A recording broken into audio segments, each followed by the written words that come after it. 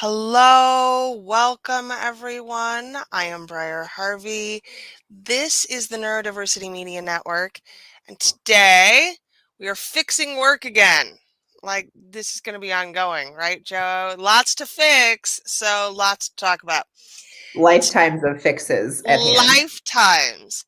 Today, we are specifically addressing some of the disparities in the workplace for women. We want to get into the structural components, I think, and what women can do to advocate for themselves in the workplace. Mhm. Next episode, we will be hitting um, on Juneteenth, which feels significant. We'll be talking about both the racial components and the LGBT components together. And then, because while those ones shouldn't be lumped together, technically the results are the same, the fixes are the same. And then our final episode in the series will be focused on neurodivergence, accessibility, physical disability, making fixes in the workplace for those folks. So let's start at the top, Joa. What is, in your opinion, fundamentally most broken for women in the workplace?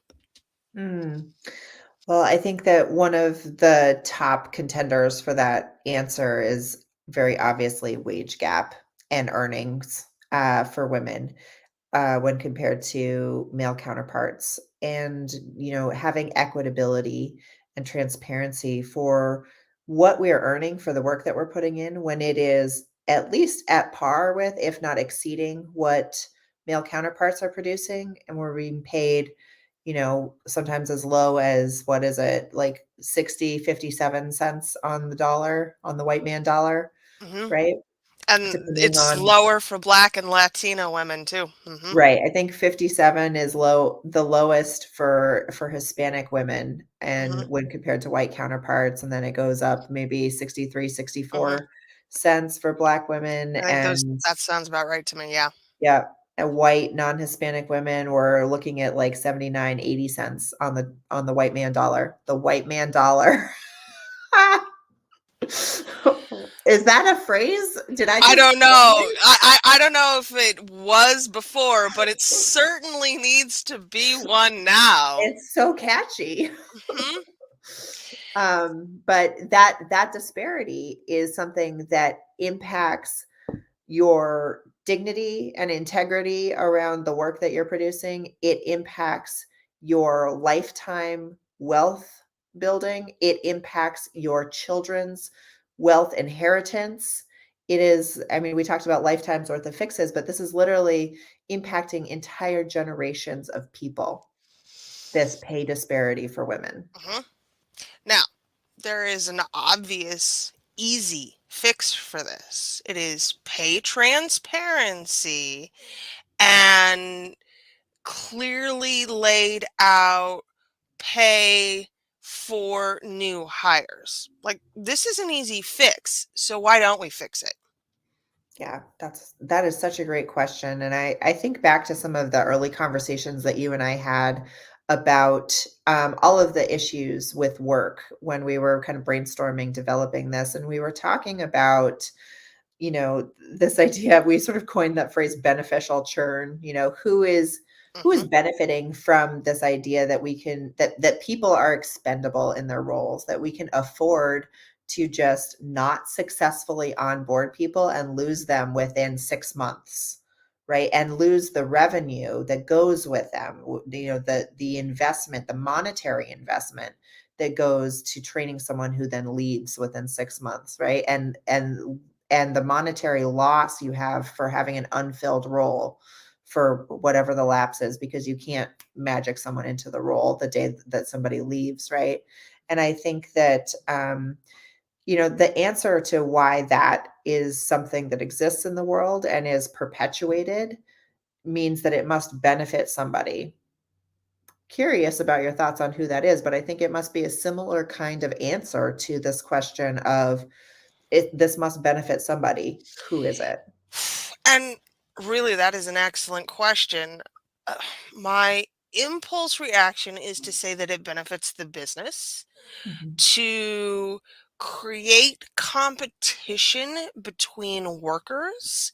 mhm, If Joe is making more than I am, and we are both up for a promotion, then I am probably more likely to work harder in order to be able to earn that promotion. But we both know that if Joe gets the promotion, he's going to make more than I am anyhow. He started at a higher wage than I did. So when he gets that promotion, it will be a, what's the word I'm looking for? Commensurate increase, right?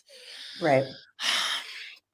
I think that at every level, lack of pay transparency creates friction, which seems to me counterintuitive to workplace harmony, Mhm, but must be beneficial in some way. right, If I'm constantly afraid that I'm going to lose my job, or constantly afraid that I can be replaced, that I am expendable, then I'm less likely to complain that I'm making 40 cents less than Joe an hour. right. Right. And I think that you've probably hit on a huge portion of this, right? Because what you said is without that friction, there's greater workplace harmony. That's possibly possibly explicitly, but certainly implicitly something that big business doesn't want, right? Because if workers Why? are Why? harmonious, if workers are communicating, if workers are unionizing, all of a sudden, big business doesn't hold the power anymore, the workers do. And that is, I think, sort of like the biggest fear, right? Is, oh gosh, the workers are going to seize the power. And with that comes the control, right? It's a question of control. It's a question of who's calling the shots. And if you keep people fighting with each other rather than banding together, you maintain the power position. I shared a meme that was floating around this morning I, about an eating disorder hotline that had fired all of its employees after they had unionized and went to AI, Wow. and are now having to walk that back because the Mhm. AI was dispensing actually harmful information. Because what seems logical to a robot that doesn't eat about eating disorders is actually disordered eating behavior, right? So it was giving categorically bad advice because it's a robot and it doesn't understand nutrition or nourishment because it has no body. Right, Like, it right, understands the dynamics of it, the principles of it, but it can't understand because it has no body. But right. what was striking to me is the fact that they'd fired employees who had just unionized in favor of the AI. And that's going to happen a lot. Mhm. Yeah, and I think that that's, that's what we see in a lot of contexts, right? As soon as people start to show inclination to band together to create these systemic changes from the bottom up, like the hammer comes down harder, right? There's greater repercussions for more people, because it's exactly what they don't want. 90% of all employee creation comes from small businesses. That number's not new, but I think it's going to get more extreme. More extreme in what way? I think that most new jobs within the next decade or so will come from small businesses because no Mhm. one wants to work for an employer that doesn't give a shit about them. Yeah.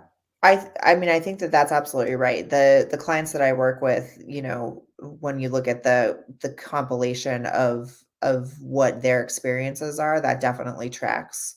You know, people want to work where they're valued, and not just valued monetarily, valued by another human being, right? And the other thing too that I'm wondering, you know, related to AI and also sort of tangentially to automation is I'm wondering about whether the size of a business, maybe the larger you get, the more opportunity there is for automation in a way that puts jobs at greater risk for larger organizations. Because when you're scaled to that level, you can scale automation at a great level, which perhaps means greater job security for small and mid-sized businesses, businesses that are not doing that in such a dramatic way. I think that's going to be interesting. I spoke to a guy last week who is currently building, they're called autonomous agents.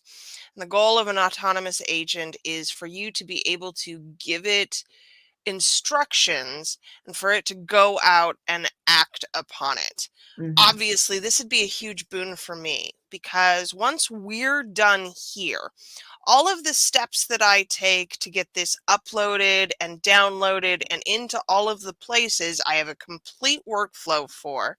I've laid mhm, it out in like real clear steps. I could, in fact, get a human to do this for me. I mhm, can also pay an autonomous agent for it because I think this is boring as hell and I don't want to do it and I don't want to give it to a human to do. mhm, I think that kind of innovation does not happen at a larger company.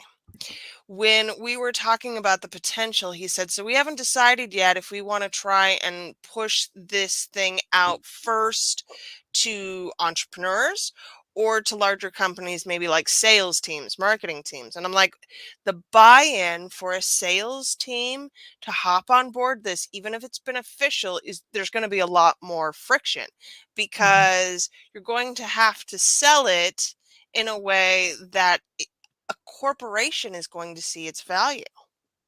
mhm. Whereas for me, this is just another program that I pay money for, like all of the other SaaS programs that I use to make my job happen every single day.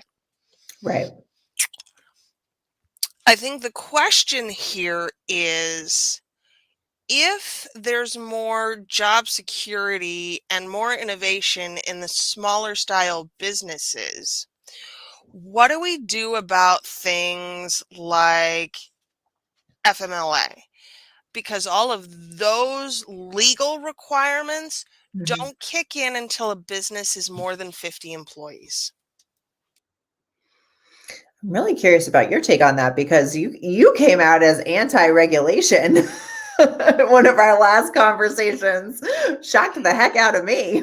Truly, I am generally anti-regulation, But but my answer to that, I think, probably has something to do with regulation, has something to do with changing the parameters of what is the expected norm. And maybe that's a perspective, like, it's not so much the regulation, it's the sort of encoded norm that we work under, as businesses, as members of a society, as members of a culture. What is the norm that we are promoting, and how is it that we are promoting it? One of the ways to do that is in the form of regulation, but there are a lot of other ways to establish norms, and maybe that is part of the answer for fixing it. so I agree with that.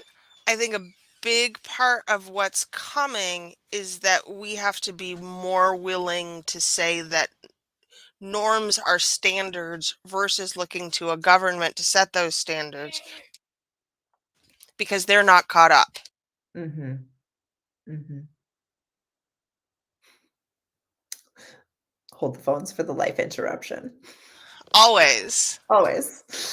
Um, Yeah, so I would agree. Like the government isn't the only body that sets the norms, right? But it certainly has the potential to be one of the more influential ones, right? And it's tricky in a country the size of the United States that spans so much physical distance and has such a sizable population, and has all of these pockets of regional sort of cultural similarities and norms in and of themselves. It's Hmm. interesting to think about what that looks like to try to have, some cohesive benefit. Or do you allow states to just willy-nilly do what they want and let the market decide in a certain sense? Like, oh, well, Virginia offers these sorts of protections for workers, and if I care about those things, I'm going to do what I can to move to Virginia to be like part of that subset of culture as compared to maybe, Wyoming that doesn't have the same protections, right? There's I suppose two ways to think about that. The issue comes when I always think of Ronald Reagan when he talked about voting with our feet, because it's not fucking 1984 anymore, and I can't just pick up and move. It doesn't matter if I am more personally aligned with the standards in Virginia if there's no actual ability, and this is especially true for low income folks, right? They don't get to move because they don't have the money. A cross country move is thousands of dollars. I've done it multiple times. It costs so much money. For sure. For sure. And that's just the cost of like, hiring moving help if you can afford it, renting a U-Haul, like, that's just the monetary cost for that like moment of time of moving, let alone the cost you can calculate for loss of family network that's going to help provide childcare for you, right? Or all of the acclimation pieces of being in a new place that cost money. I mean, I too have moved an immense number of times, including out like in and out of different countries.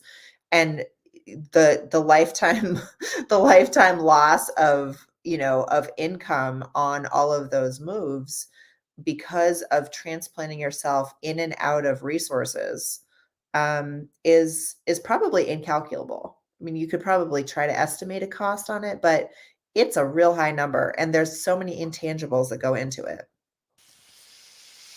So I come back to, if I am a woman who is potentially looking at having a family Mhm. in the United States in particular, I have no good choices. I can potentially get, what is it, up to 12 weeks paid paternal leave if I meet XYZ circumstances at a company that covers paternal leave. Right. If I have then work with a smaller business who has clearly laid out that this is the terms, I'm I feel like the choices here, they're all bad. That's the problem. The choices here are all bad. Parental leave is universal in almost every other civilized country, right? And some of the uncivilized ones. Many of the uncivilized ones. Right. Meanwhile, the United States is out here in the backwoods going, you just gave birth? Well, pull up your bootstraps, get back to work. Right. Quick caveat that we don't pass judgment on civilized or uncivilized. That is not what we're doing here. We do That, not adhere to those labels. It was no. facetious air quotes. I'm I am increasingly frustrated by the lack of awareness or concern in this regard, Right. because it damages not only the women who are forced to give birth and then immediately go back to work, but it damages their children too. This is a multi-generational trauma that we are inflicting on people here for what seems to me like no good reason. That's right. That's right. Well, I mean, if we want to get cynical about it, it's a systematic, deliberate enforcement of trauma generationally on certain classes of people, right? Because there are classes of people where this is not women don't work in the same way and don't have to go back to work after 12 weeks, and their lives are such that that's not what they do. In the same way that the pandemic, showed that people can pick up and vote with their feet in terms of where they want to be physically, it within a certain class, right? Right? If you had a job that went remote, if you had job security, if you had the wherewithal to move, if you could just buy a house somewhere else, you did it. And people did And in people did. such large numbers that it has created this bubble in the housing market Right. where more people are renting and there are fewer long-term rentals available because Right. that's all going to short-term rentals now. That's right. That's right. And I mean, it's happening in pockets all over the country. Anywhere that had a thriving tourist season prior is now tourism all year long. That's what it feels like. I grew up in New Mexico. My brother still lives there. I was speaking with him earlier. He said it's completely different from how it was 3 years ago. You used to get like a little uptick at spring break. You used to get an uptick during the summer, some in the fall around fiesta time. He said it's just traffic all the time now. You can't find a yearly rental. You can't buy a house. I mean, the cost of living in Santa Fe is creeping up towards the cost of living in Massachusetts, where I am, and it used to be off by orders of magnitude. I live in Omaha, Nebraska. My rent has gone up almost 20% in the last 3 years. If Right. it's happening here in the middle of the country where Right. now that's not true. People come here. We have the College World Series. We have one of the best zoos in the world. And shockingly, I'm not even kidding, an incredible amount of tourism here in the middle of the country. And it's damaged things significantly. I Right. suspect when we're looking at small towns without a tourism industry, there's probably less of an Mhm. increase, but inflation is a thing everywhere. Right. Right. No, and so to bring it back to women and, pay disparity, for example, like I often fall into the trap, which I think is pretty typical of thinking of like a heteronormative couple, like, if a woman has a child, like there may be a male partner somewhere involved. If someone has to choose who's not going back to work, the woman like should stay at home because of earning potential, right? It's very easy to fall into that trap. But there are couples that are two women. There are single moms. There are chosen unpartnered women who don't have kids and don't intend to and are just living their lives, right? Like no matter which scenario we're talking about, the pay disparity is unacceptable. It's just that the more levels you add to it, the more unacceptable it becomes. But when you talked about one of the fixes being pay transparency and especially pay transparency and equitability at the hiring, right? When we're talking about early career professionals, right? We're talking about how to make sure that they have the skills and the tools that they need to negotiate those early career offers, because that is going to translate into what they can continue to build on from there on out.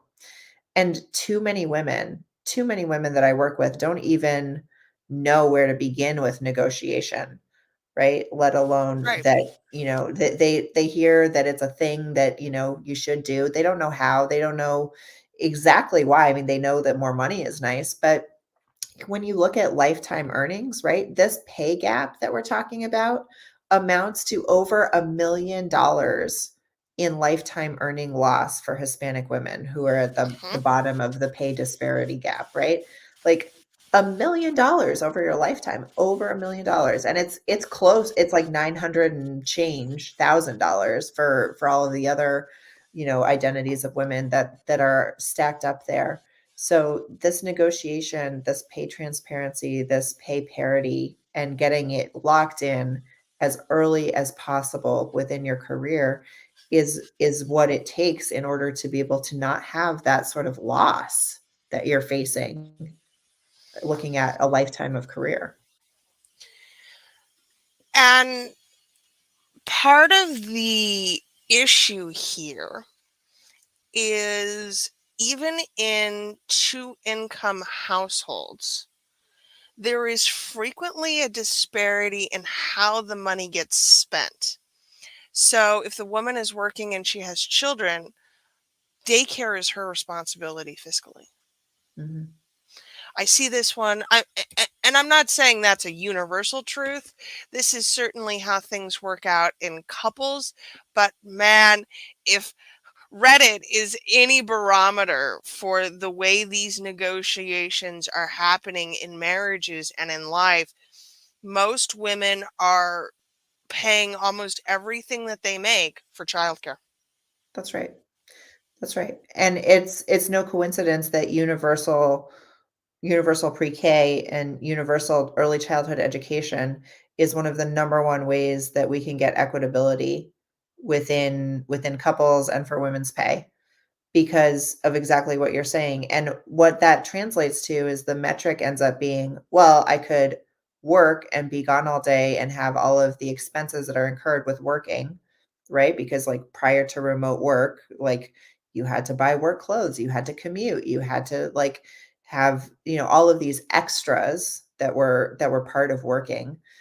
I could do all of that, and then all of my money just goes to watching my children while I'm doing that, or I could just stay home.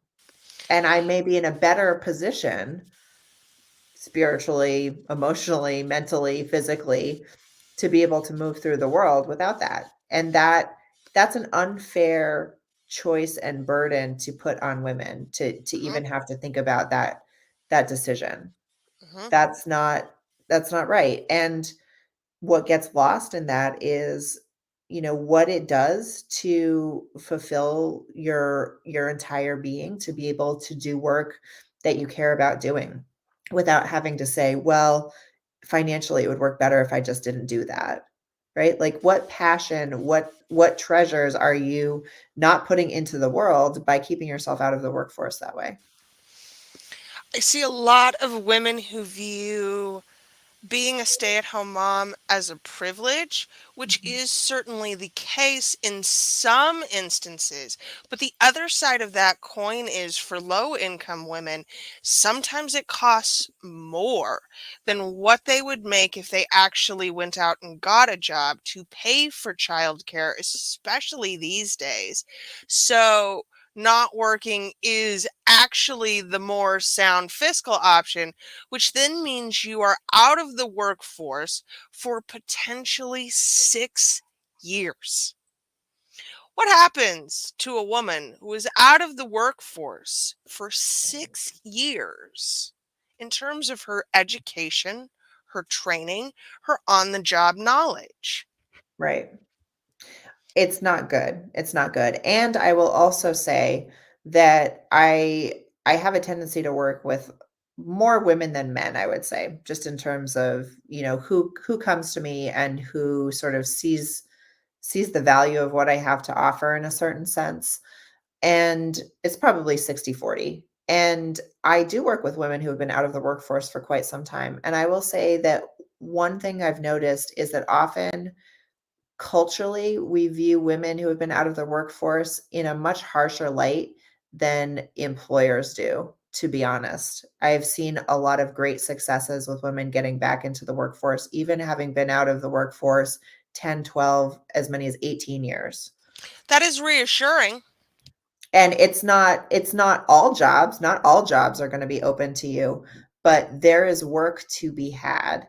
And I think that it takes a certain level of undoing the messaging that we get to be able to see ourselves that way when we've been out of work for some time. Because it means that we have to repurpose our entire experience in a different way, right?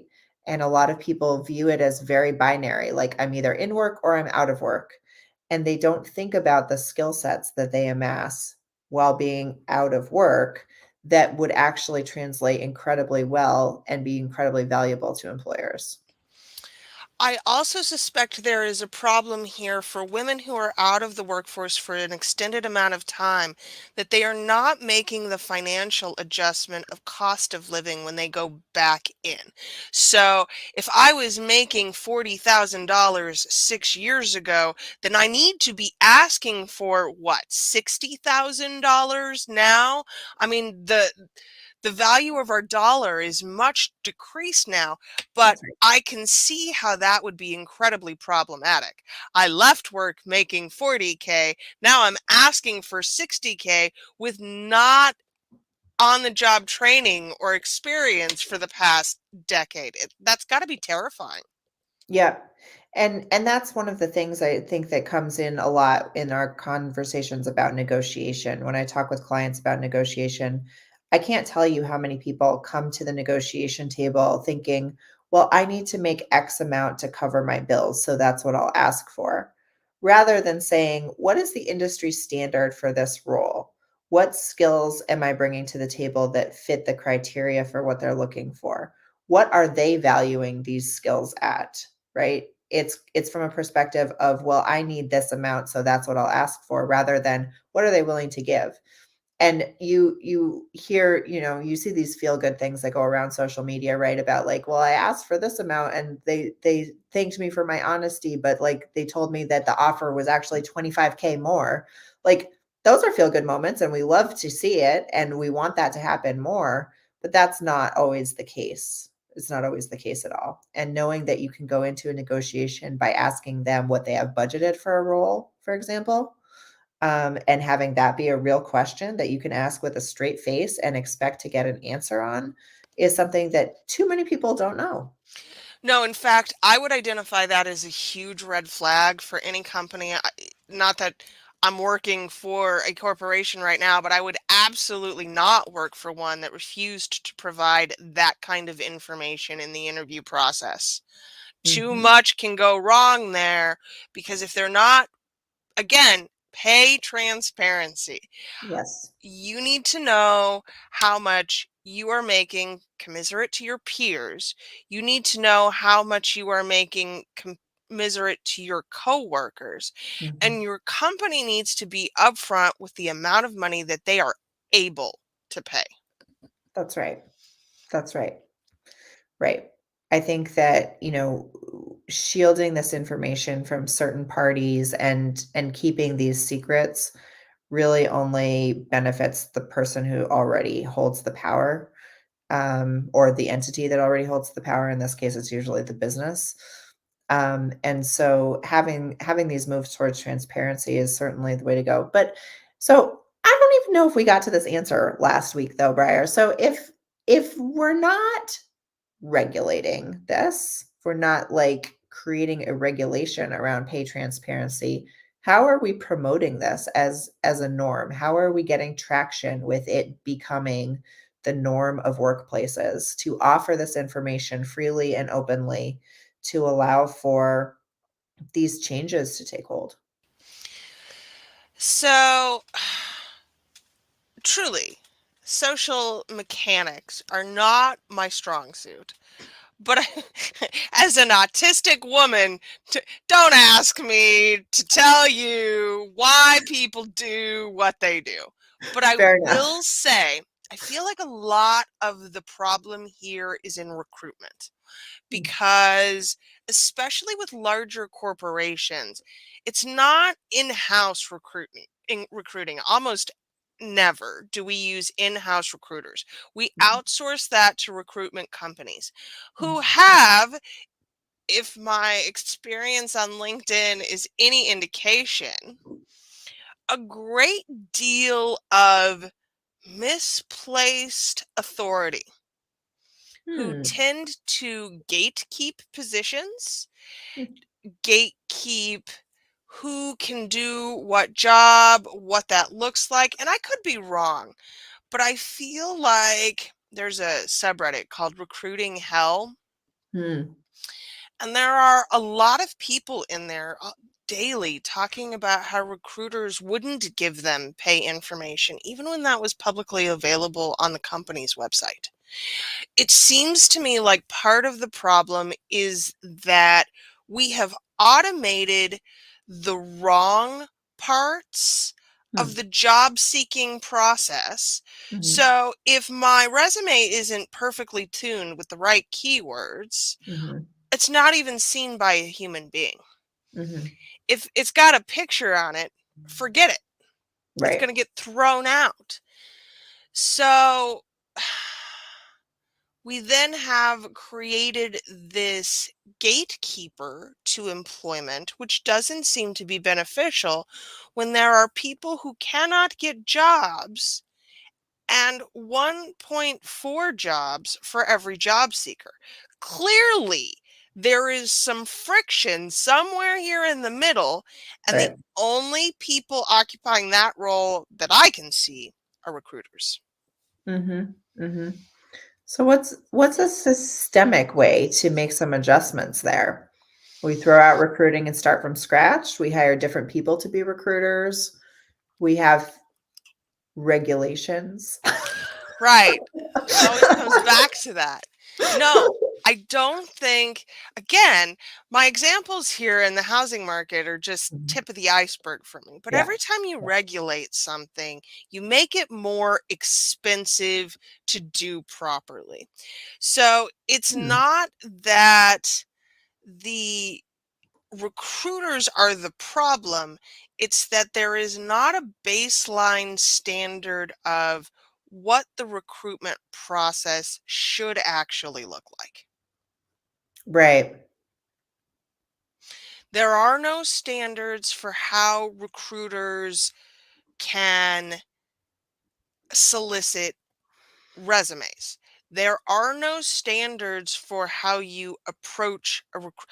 I saw a recruiter last week on LinkedIn bitch about the fact that nobody sent thank you notes anymore.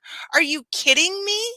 When most recruiters don't even get back to you if you haven't been accepted for the job, why the hell would I send a thank you note?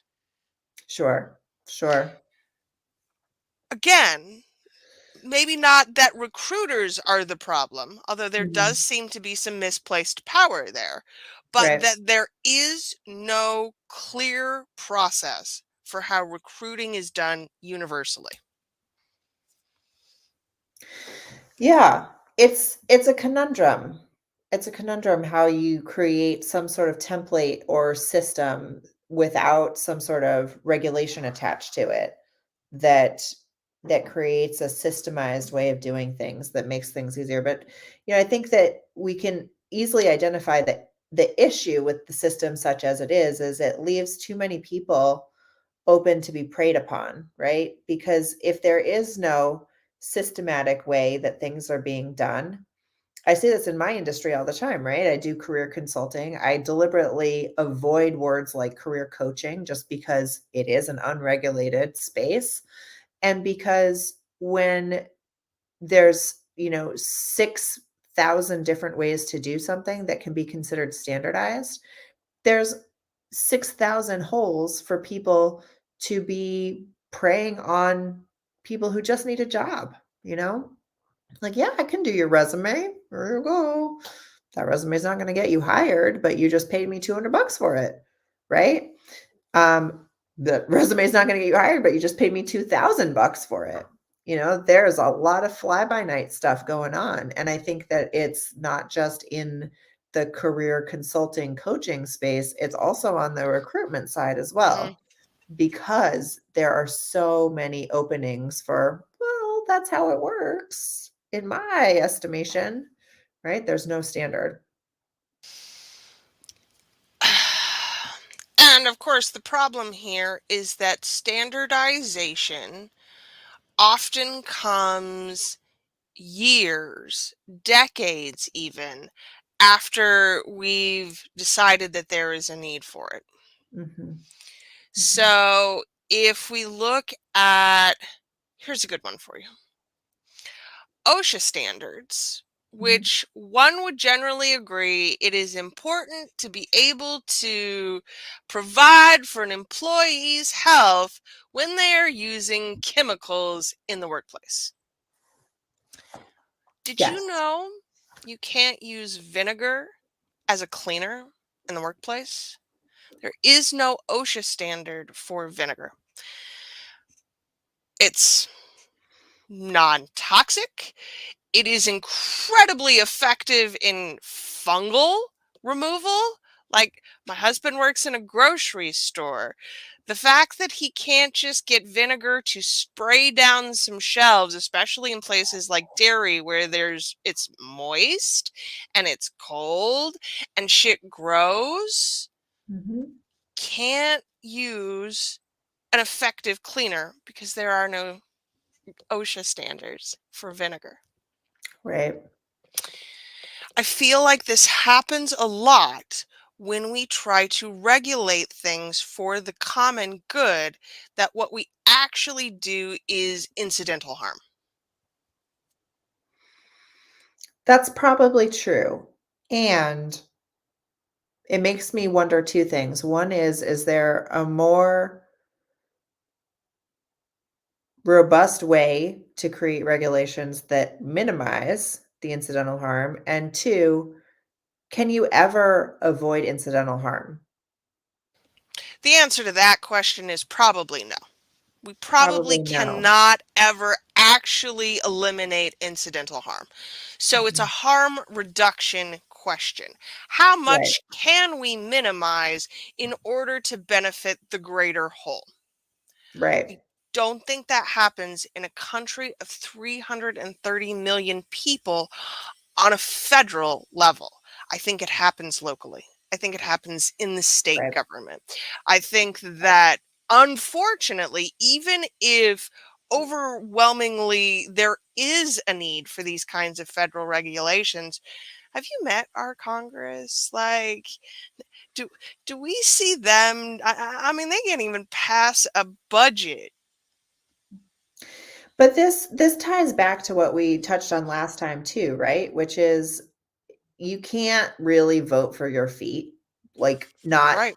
that's not a run of the mill solution. You can't just go to where things are better.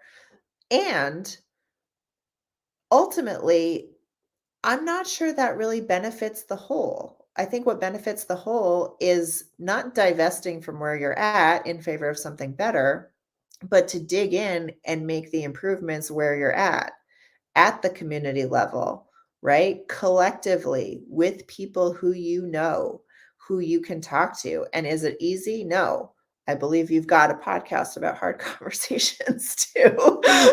I But do, for this very reason. Yeah. right, but, like, we'll do some cross promotion here, like, it's not easy, and if we want to make changes that are better for ourselves and better collectively, that's what the choice has to be. The choice has to be to dig in and try to make those improvements, knowing that it's hard, knowing that you don't always make them as fast or as effectively as you want them, but knowing that trying to do them is the thing. And the only problem I have there is that we are adding yet another thing to women's plates when Mhm. it comes to emotional labor. Sure. And That, let's be clear that I don't think just women need to do no, this. I that's think correct. it has to be done by anybody who cares about this, right? Women and people of color and neurodiverse folks, like all of these groups of marginalized identity people have even more stake in getting these changes made. But if you are a human who cares about any of this, you should be involved too. So That's a great point, and I think where I want to leave it. How do we get folks more involved in the local level at starting to see or implement some of these changes? Take your time. Yeah, I'm just coughing a little bit on my throat.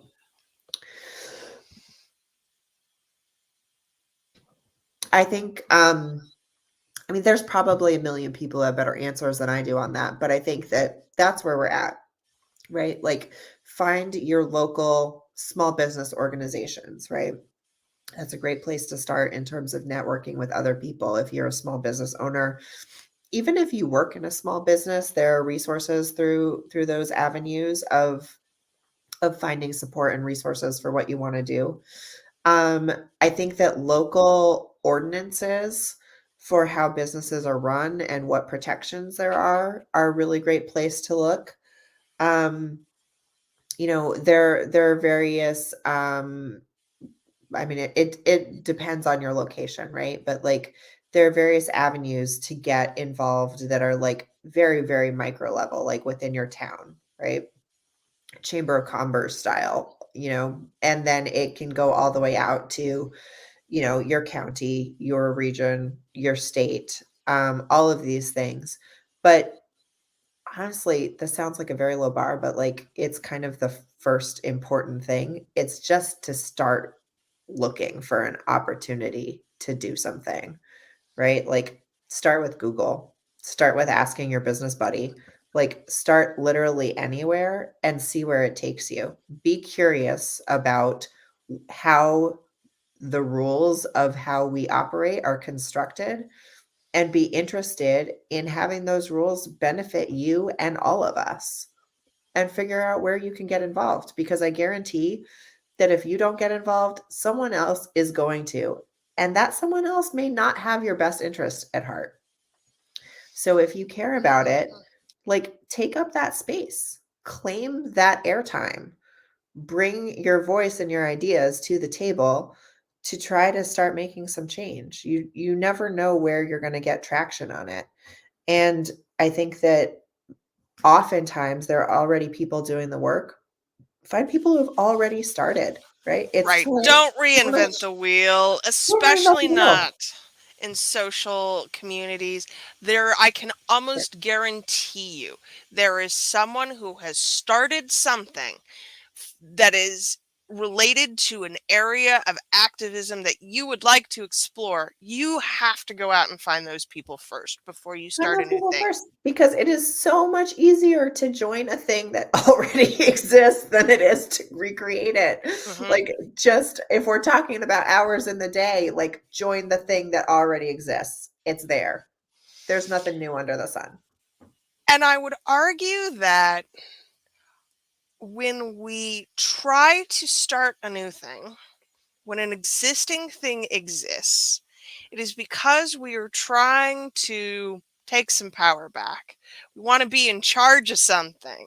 We want to be able to have that level of impact in our communities, Mhm. but it dilutes the effort. That's right. That's right. And I mean, yes, I've got a few things to say about that, but I'm gonna leave it there. Yes, you're right. Don't dilute your effort. Don't dilute your effort. We want you to find a thing, a cause that matters to you. We want you to devote an hour a week to it. It doesn't have to be complicated. It doesn't have to be a lot. It Yeah, just has to help move the needle forward. that's right. Because decisions get made by people who show up. Hmm. Every time. Showing up is like that's the bar you have to clear. And if you show up, you get to be part of the decisions. If you don't, you don't. But like I said, I'll use some scare tactic. If you don't show up, someone else is gonna, and you don't know that they've got the ideas that you want to promote. Okay. So this is depressing. We always It's end on it's such a always high note. depressing, Briar. It's oh no. Okay, we're gonna find the hope. The hope Yes. the hope is that we are doing better than we ever have in a certain sense, right? Like we're not as far along as we need to be, but we are chipping away at it. And the more people who we get excited about continuing to chip away at it, the smaller the obstacles are going to become.